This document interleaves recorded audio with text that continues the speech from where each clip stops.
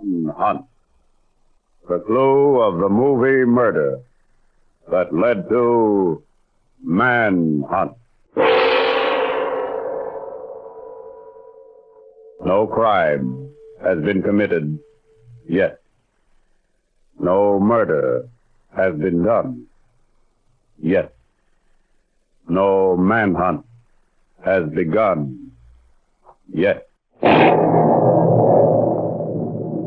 the magic of worldwide newsreel brings you an international roundup of famous personalities.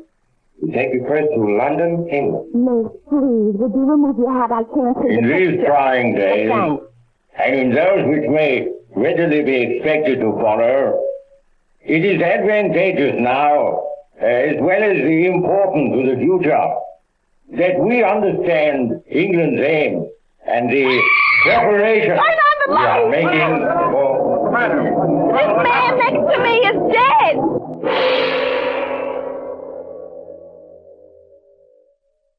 Manhunt and the clue of the movie Murder.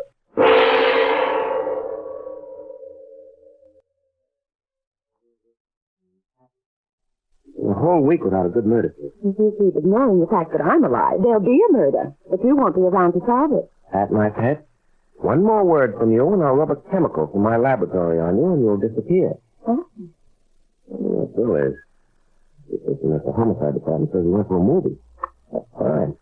Detective Sergeant goes to picture shows working on it. Hey, Drew. Speak of the devil and he horns in. Hello, Bill. What's on your alleged mind? Alleged mind, he says. Plenty's on it. A murder. Huh? But a beaut this time. A guy named Arthur Anderson keels over. Poisoned, the doc says. What does he leave us? A dead body and no clues. No suspects either? No suspects, he says. 2,000 suspects. Everybody was in the audience at the movie theater. Oh, we thought you went there to see a picture. And I wishes that somebody would draw me a picture showing how this thing could have happened. You see, the guy was poisoned by something he ate about 5 hours before he died, the doc said. Only what? Well, come into my office and get the answer to that yourself. Okay. I'll be across the hall if anybody wants me, Pat. Yeah, Alan was in here. Come on, Bill. See you later, Pat. Okay. You see, Drew, I got a guy named John Murdoch in my office. He worked for this Anderson who got killed. Secretary or something. Good. You ought to know all about him, then. Know all about him, he says. He doesn't know anything. And what he does know only makes things more mixed up. Come in and find out for yourself. Okay, Bill. Oh, so you're finally back. Oh, don't get up. My name's Stevens, police laboratory. Mine's Murdoch. You want to know who killed Mr. Anderson, I suppose. Well, if it wouldn't put you to too much trouble to tell us. Well, how can I tell you? I don't know. I told everything I do know to this man here. Look, Drew, here's the story. The doc says that somebody slipped Anderson poison about 5 hours before he died. That makes it about 3 in the afternoon that he got it. See. Well, Mr. Murdoch, what did Mr. Anderson eat or drink at about 3 o'clock? I've already told this to the sergeant, but I'll tell you, too. I was with Mr. Anderson every second of the time from noon until he was found dead. And he didn't eat a thing or even take a drink of water all that time. You see through the thing's impossible. Doc says the guy gets poisoned at 3 o'clock. This guy says Anderson didn't eat anything. Either the doc is crazy or Murdoch here is covering up. What are you trying to hide, Murdoch? Take it easy, Bill. Now, look, Murdoch. You and your boss went from noon until 8 o'clock without eating. Don't you believe in eating dinner? You look. We worked until 7:30 in the office.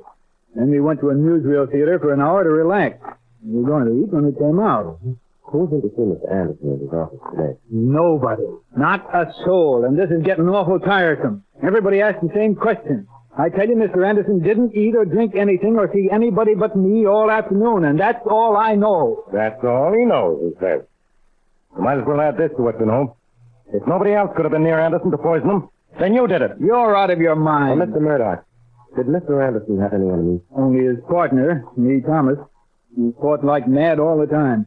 And incidentally, if you're one of those storybook detectives, you might be interested in the fact that they had a joint insurance policy that protects the company. Oh, and that means that if one of the partners dies, the other collects. Something like that. Mm-hmm.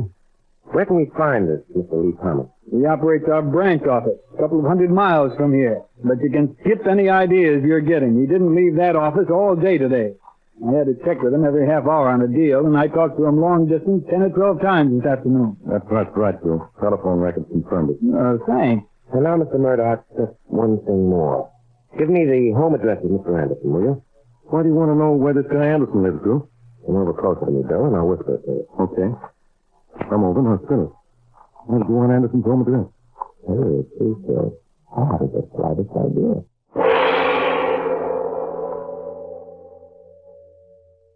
No idea of something, only I don't know exactly what. Wait a minute, Pat. How about it up there? Half a minute more, Mr. Stevens. Sitting in an empty movie theater with nothing on the screen. Boy, do I wind up in situations. You're sitting in the same seat that Anderson is in with that. Is that it? Yeah, I'm dying too. A curiosity. Tell you something, Pat. We've hit an impossible crime. I want to take every angle that's all here. Coming up, Mr. Stevens. Now, here's the shot of a flash. I'll cut it off at the same spot we did with the same flame. Okay. In these trying days, and in those which may readily be expected to follow, it is advantageous now, as well as important to the future, that we understand England's aim and the preparations we are making for. That's it, Mr. Stevens. Just wait around before. Okay, thanks. Well, Pat, as far as I'm concerned, it's still the perfect crime. I didn't teach you a fact. What now? Let me figure this out. Murdoch was telling the truth about nobody being near Anderson. I'll underwrite that myself. And also about his not eating or drinking anything. So if Murdoch didn't poison Anderson, who could have? Nobody. Only I'll take all bets Murdoch didn't do it. Well, this thing's impossible. All right, so it's impossible. We're going to work, you and I, Pat. We're going to hop out to Anderson's apartment tomorrow morning and spend the day there. Gotta get some kind of a lead. I don't guess you do. First you say that somebody has finally committed a murder that's foolproof. And now you say we've got to get some kind of a lead. Oh, it's foolproof, believe me, Pat. The only thing for me to do is prove that I'm no fool.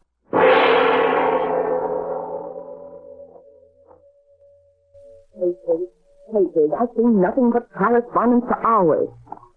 That guy Anderson never threw anything away. Well, he could have thrown everything away as far as I'm concerned, Pat. Not a thing of any value except his claws with his partners, and he knew that. Well, Shelby, as the saying goes, Graham. Yes, I guess so. As the saying goes, so go we. Wait. Wait until I see Anderson's cat is. He's probably shot. Little Miss Humanity. Yeah. That sounds like me, doesn't it? But I'm always trying to dumb animals. You should know. Well, the cat was out in the foyer when last heard from. I'll go find it. All right. Then we can get out of here, I guess. Nothing here for us. Oh, well, come inside and see what happened. The poor cat's dead. Oh, it's too bad. Where, Pat? Come on, I'll show you. See it over there by the bed? What's lying there? Oh, there's some letters that the postman slid under the door. They were there when we came in. Poor little kitty. I'll just take a look at these letters. That's the bill, phone bill. Oh, the letter is signed for insufficient postage. Who was it addressed to? Return letter? Uh-huh. Nobody. The post office box number. Box 505. North there. What's that? Oh, upstate about 250 miles. Why? No reason. Let's see what's inside your house. Oh, you need to stay sealed. That's the poor quality nuclear being used nowadays. Who did? What's in the letter? Money. 10 $1 bills. And a card that says, gentlemen. Enclosed, please find $10. Price printed on the circular you sent me. Please get me the calendar and desk clock you offered me at this price. Signed, Arthur Anderson. What's the human about, Drew? Well, the whole thing whispers something awful unbelievable in my ears. There's only one way to check what I'm thinking. And Mr. Pat makes the whole thing logical. Pat, you and I are going up to North Pole to visit Post Office Box 505. All right with me, Drew, but what's the dead cat got to do with it? It may well be, Pat, my pet, that this dead cat means the murderer will wind up with a cooked fruit.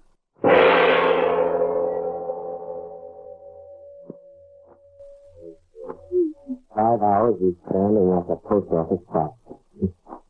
Oh, look, Drew, the postmaster. Isn't that the signal you agreed on when somebody asked for a letter for 505? That's it, Pat. That's it.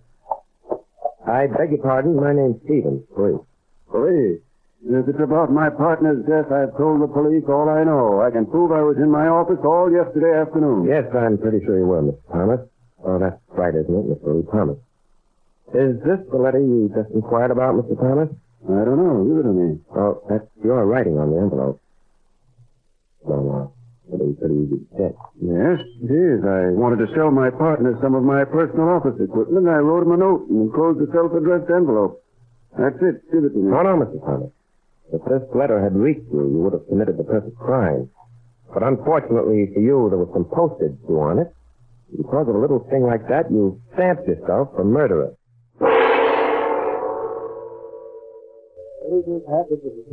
Only an accident prevented Lee Thomas from actually getting away with murder. Well, now that he's been set, tell what happened. All of it. Okay. Lee Thomas wrote Anderson a letter offering him a terrific bargain in a desk clock in town. Mm-hmm. He enclosed a self-addressed envelope, knowing Anderson would use it when accepting the offer. Oh, the one we found in Anderson's apartment. Yes, let's take it easy. You're ahead of me, Pat. Now, the flap on that return envelope was full of poison. And when Anderson licked it, it was curtain form. I begin to see how this could have been the perfect crime. You said it could. If that envelope had been returned to Thomas, he would have had in his possession all evidence of murder. And he couldn't prove a thing no matter what was suspected. But as we know, the envelope was returned to the Anderson apartment because the murderer didn't realize that 10 single bills weighed more than one $10 bill. And we, of course, found it at the Anderson apartment. Not really, you didn't. The poor cat did. You see, whatever poison Lee Thomas used must have diluted the mucilage, and the flap on the envelope wouldn't stay sealed. The cat got out it, licked it, and died. Gave me the rest clue, by the way. Oh, you're wonderful. Tracing a murderer with missing stamps and poisoned envelopes and everything. I would be scared to do this, but I want to ask you a question. Sure, go ahead. Okay. Ruth, do you want to play post office with me?